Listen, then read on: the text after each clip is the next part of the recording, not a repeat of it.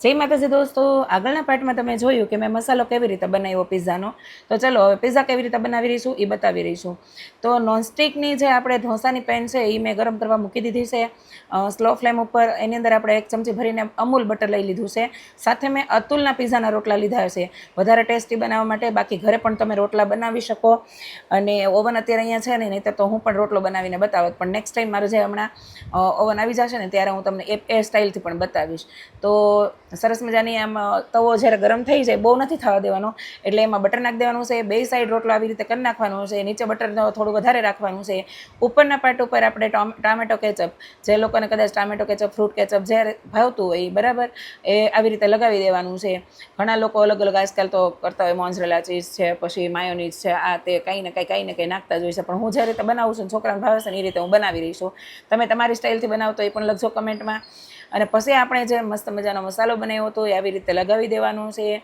અને મસાલાની અંદર પણ તમે ઉપરથી બ્લેક ઓલિવ્સ છે, પછી બેબીકોર્ન છે, એવું બધું તમે લગાવી શકો.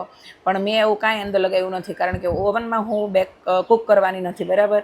તો આવી રીતે આપણે બધો મસાલો લગાવી અને 4 થી 5 મિનિટ એકદમ સ્લો ફ્લેમ ઉપર રાખવાનું છે. એટલે નીચે એકદમ સોનેરી ગોલ્ડન કલર પકડી જાય અને બટર વધારે નાખવાનું છે નીચેની સાઈડ ઉપર. એટલે સરસ મજાના ક્રિસ્પી અને મસ્ત મજાના પિઝા આપણા બનશે, જો તમે જોઈ શકો છો. અને પછી આપણે એને લઈ લેવાનું છે સાઈડમાં. તો આવી રીતે ઇઝીલી ઘરે તમે પિઝા બનાવી શકો વગર ઓવને. અને ઘરે તમારે જેટલા સબ્જી હોય, એટલે કે ગાજર છે, કોબી છે, આ ફરજિયાત હોવા જોઈએ. બાકી બીજું તો તમે તમારે જે એડ કરવું એ કરી શકો. અને કેપ્સિકમ ખાસ નાખજો, એનો વધારે ટેસ્ટ આવતો હોય છે. બાકી કાંદા, ટમેટા અને આપણું લસણ આવે એટલે કાઠિયાવાડી ડીશ જિંદાબાદ.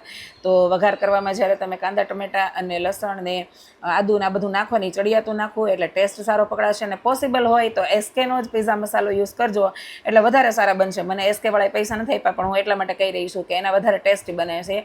અને બીજા બધા તો અત્યારે માર્કેટમાં મસાલાના પેકેટ તો મળે જ છે, પણ તમે એકવાર એસકેના મસાલા વાપરી જુઓ, મજા આવશે કોઈ પણ રસોઈમાં. તો જુઓ, સરસ મજાનો પિઝા બની ગયો છે. સાઈડમાં મેં પિઝા કટરથી 4 કટકા કરી લીધા છે, કારણ કે રોટલા છે એ નાના મીડિયમ સાઇઝના છે. મોટા હોય તો તમે 6 ટુકડા કરી શકો. અને પછી મેં અમૂલ બટર અને ચીઝ બે યુઝ કર્યું છે. તો ચીઝ હું આવી રીતે ઉપર લગાવી રહી છું. તમે મોઝરેલા ચીઝ પણ યુઝ કરી શકો. અને અંદર તમારે ઉપરથી જ નાખીને અને પછી કૂક કરવો હોય તો પણ ચાલે. તો જુઓ, બની ગયો મસ્ત મજાનો પિઝ્ઝો. અને એટલો સરસ મને તીખો તમતમતો બનાવ્યો છે ને, છતાંય મેં ઓરેગાનો અને ચીલી ફ્લેક્સ ઉપરથી લગાડ્યા છે. તમે ન લગાડો તો ચાલે, પહેલાં ચાખી લેજો, નકર પછી ભેગું નહીં થાય. તો જુઓ, સરસ મજાનો પિઝ્ઝો મારો થઈ ગયો છે રેડી. છોકરાઓને તો મોઢામાં પાણી આવી ગયું છે, પણ પહેલાં તો મમ્મી ટેસ્ટ કરશે જ કે કેટલું તીખું છે. તો બનાવો તમે પણ આ સ્ટાઇલથી. તમે કેવી રીતે બનાવશો લખજો કમેન્ટમાં. અમારા છોકરાઓને તો આ મજા આવે છે.